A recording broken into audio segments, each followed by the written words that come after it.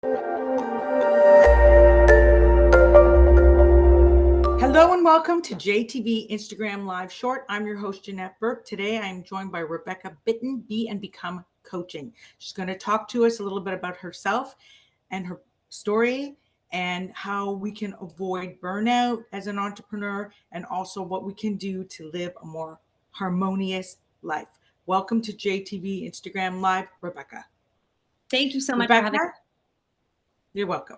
Rebecca, so I'd like you to share your own personal story with us about how, you were dealing with your own mental illness in your business and how you can help other people, be they entrepreneurs or not, to lead a more harmonious life and to not be subjected to expectations, societal expectations. So go ahead and tell us, please. Of course. So for me, mental illness really kind of reared its head when I was an overwhelmed, overtired brand consultant. That was the time when I actually experienced the most of my burnout. And the reason for that is because one thing that entrepreneurs don't have, as opposed to those who have a 9 to 5, is that their schedule is not structured. So what ends up happening is that we actually overwork ourselves without realizing that we're doing it. And the issue is that society actually rewards that behavior since we are such a work culture. And that's actually what happened to me. I was in a position where I had mental health issues ever since I was 23. So when I was 23, I was diagnosed with bipolar disorder. And ever since then, success was my way of validating my worth and my functionality. Considering that that mental illness put me in a place where I had to go on disability for a while, it was incredibly disempowering. And so from that point forward, I felt so long as I'm being functional and I'm working a lot, I can convince everyone that I'm okay. And once I started to get in that habit, that's when I actually had my biggest episode. Where I was hospitalized for a few months right here in Toronto. And it was a big wake-up call for me because it made me realize that not only do we need boundaries when it comes to our time and our energy, we also need to understand that without mental health, whether you have an illness or not, mental health is health. So if we do not prioritize our mental health and our health, we have nothing. And that was a huge lesson that I had to learn, especially considering that when I was at my lowest in my depression, I actually incurred a lot of brain fog to the point where I didn't even remember anything that I learned about my profession. It was all out the window. So I had to really learn how to put myself back together again. And in that, I recognized in my own research that 1 in 5 entrepreneurs suffer from a mental illness, and it's never talked about. But what we don't realize so this is a really important thing that I want to delve deeper into, whether it's, in this case, mental illness, but entrepreneurs often have other forms of illness too, and they navigate that while they try to run a business.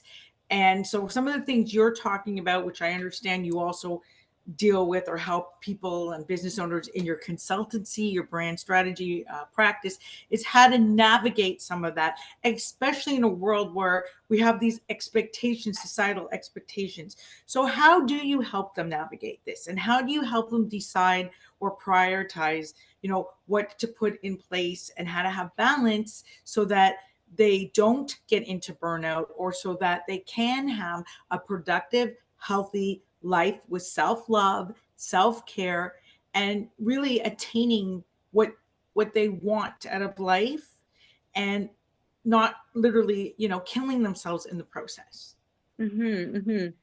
So one of the biggest things that we focus on, and this is kind of why I'm so passionate about mental health, because I notice, especially for entrepreneurs, if we don't have our mental health, we don't have our self-esteem, we don't have our confidence, we don't have our drive. And that's really all the wind in our sails. It's not like we can rely on anyone else, an employer or a stable position. We're on our own. And it was very important for me to make entrepreneurs understand that we are actually not alone, and that there is help, and that there are resources. One thing that I do with my clients specifically is we go through a three-step process. The first one is getting back to who we are. I find that one of the things that tends to plague us the most is that we define ourselves by what we do. The first thing that we ask people when we meet them is, what do you do? And I realize now that going through my experience and having to actually redefine who I am started with me understanding where my joy actually lies. So for me, that meant following my joy. Even in my deepest of depression, it started with following my joy, and that was my saving grace. So when I do follow my joy, it gives me a lot more clues into who I truly am as an inherent soul and spirit and human being. Sometimes we tend to fall into the prey of those societal expectations where we feel like our titles and our accolades and how many followers we have, all of these kind of extraneous metrics that don't actually feel authentic to us. And I think that's what hurt the most, was that as much as I really do love, my education and my profession, I realized that if I'm not actually working on my passion in a way that's sustainable, I'm not actually doing anyone any favors, and I'm definitely not doing myself any favors. So really getting back to what actually makes me feel joyful, and following that as a pathway into getting to know ourselves. The more we are able to get to know ourselves, the more we understand what kind of self-care rituals we need. I know for myself, when I was following and trying a million different therapeutic practices at my lowest, I realized that I can't, not everything was going to work. Everybody has a different self-care modality. Some people are great with meditation. Some people are really great with journaling. But there really is no one size fits all when it comes to mental health and wellness. It's important to understand on a very deep level who we are, what lights us up, what brings our energy, what makes us excited about life, and more importantly, why are we here? And when I was able to follow my joy, I recognized that my biggest joy is elevating the potential of the people around me. That is the core of who I am. It's not the consultant, it's not the speaker, it's not the teacher, it's not any of my titles.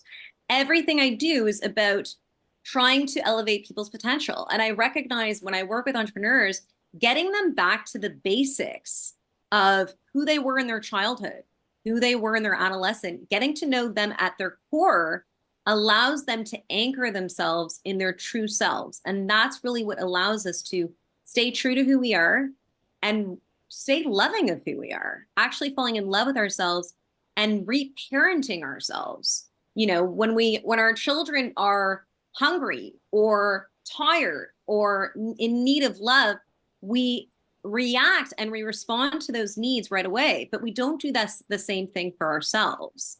And that's what I noticed so much. Why don't we do that for ourselves? Because we're nearing the end of the interview, and I just want to get a couple points out. Why don't we do that for ourselves? How can we be taught to do that for ourselves?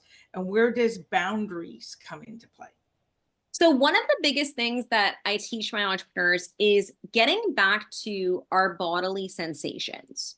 So for example, if I truly feel like I'm stringing out, I'm going from one thing to the next, and I feel drained, I really stress the importance of us getting back into our bodies. When do I feel light? When do I feel heavy? When do I feel drained? And getting back into those sensations in our body so that we can actually realize, hey, I need to eat something. I need to have a drink.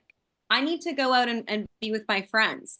And I noticed that one of the things that we don't do enough is we don't listen to how we're feeling, because we're running in such a fast-paced world that we don't stop to say, hang on a second, I need to ground myself in my breath. I need to feel myself in my chair. I need to tap into my mindfulness.